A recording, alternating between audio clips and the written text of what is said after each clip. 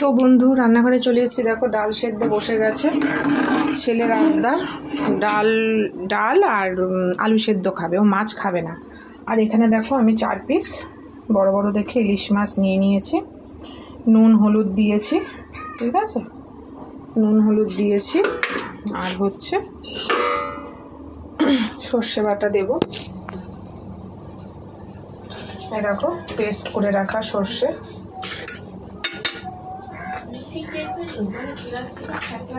আমি সেই রবিবারে না কবে গেলাম না, মৌসুমি কচুরি কিনে পরোটা কিনে নিয়ে এসেছিল।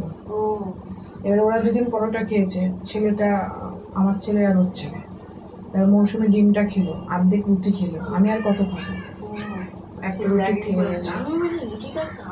আমি এই মাত্র সব প্লাস্টিকের তুলে কুড়িয়ে ওই সব বাজে বেঁধে লঙ্কা নিলাম, কাঁচা লঙ্কা। হ্যাঁ, ও লঙ্কা মাছে দেওয়ার জন্য আর ডালে দেওয়ার জন্য রেখেছি। ধুতে হবে তো, ধোবো। পেঁয়াজটাও জল মিলে। তো দেখো চেরা লঙ্কা নিয়ে নিয়েছি।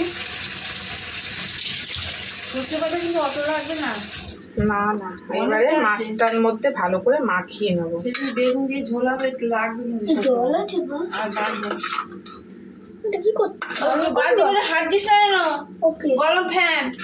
আমি চাদরটা ভিজিয়ে রাখবো, হাঁড়ি উপরটা খুলবো, ওই ফ্যানটা নিয়ে নেবো।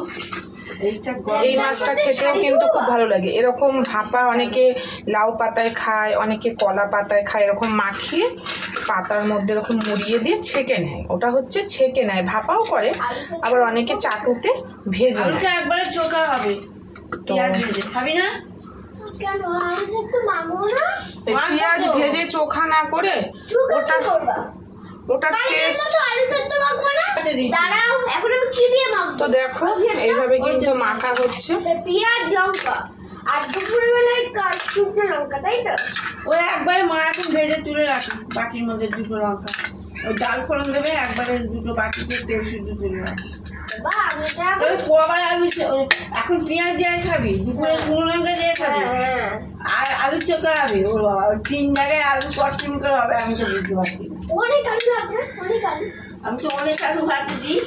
এবারে দেখো 3 জায়গায় কি হয়, রাতে উঠে কিনে খাবি। তো কাঁচা তেল, এটাই সব থেকে মোস্ট ইম্পর্টেন্ট। এই ইলিশ মাছ এইটাতে কাঁচা তেলটাই হচ্ছে।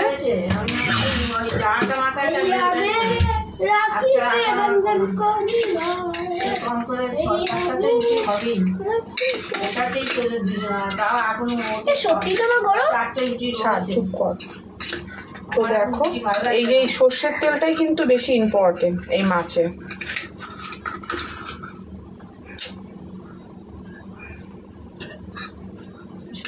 তোকে আমি কি করে টাইম দেবো রে? তুই দেখছিস আমার এটা একটু আমার কাছে আমার ইম্পর্টেন্ট কাজ। বাচ্চারা যা দুষ্টুমি করে দেখেছো তো, এসে একটু জিভ ভেঙিয়ে দিয়ে গেল। তোমরা মনে কিছু করো না।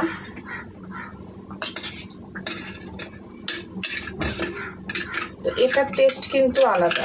আমি এর আগে ইলিশ মাছ করেছি কড়াতে ঝাল, ওটাও খুব সুন্দর হয়েছিল, পুরো এরকম ভাতের মতন টক। সেদিনকে অনেকটা বেশি মাছ ছিল বলে করেছি। এবার কাঁচা লঙ্কাগুলো দিয়ে দেবো।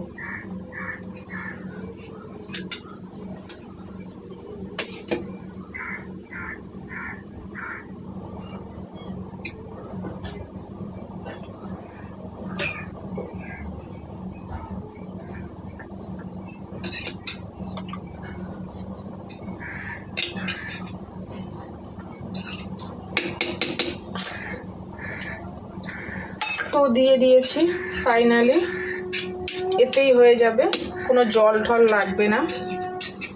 তো আজকে হচ্ছে ইলিশ মাছ এইভাবে খাওয়া হচ্ছে। আমার ছেলে খাবে না জানি না, ওর মাছ দিয়েছি। তো এইবার এটাকে ঢাকা দিয়ে দেখো, এখন মনে হচ্ছে মাছ কিন্তু রেডি হয়ে গেছে, কিন্তু এখনো হয়নি। অল্প মাছ বলে আজকে টিফিন কোটোতে ভাতে দিয়ে দেবো। এর আগে আমি কড়াতে করেছি ঠিক সেম এইভাবে, তো দেখো, তো এটাকে এবার ঢাকা দিয়ে রাখবো। এবার এই ভাতটা উঠে গেলে কিছুটা ভাত বের করে নিয়ে বাটিটা বসিয়ে আবার ভাত চাপা দিয়ে দেবো। তো চলো, আমার ইলিশ মাছের কমপ্লিট হলো।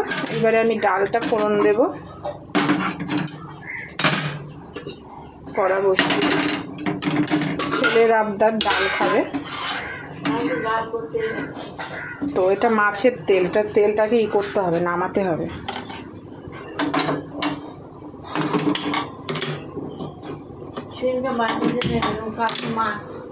তো ছেলে ডাল আলু সেদ্ধ খাবে। তো চলো, আমি মাছের এটা কমপ্লিট হয়েছে। খাওয়ার সময় তোমাদেরকে দেখাবো কেমন দেখতে হয়। আর এখানে মাছের তেল আছে, মাছের তেলটাকে ঢেলে নেবো, তারপর ফিরে আসছি। ডাল যেরকম সম্বাদ ওরকমই করবো। তো চলো, সঙ্গে থেকো, আমি আবারও ফিরে আসছি।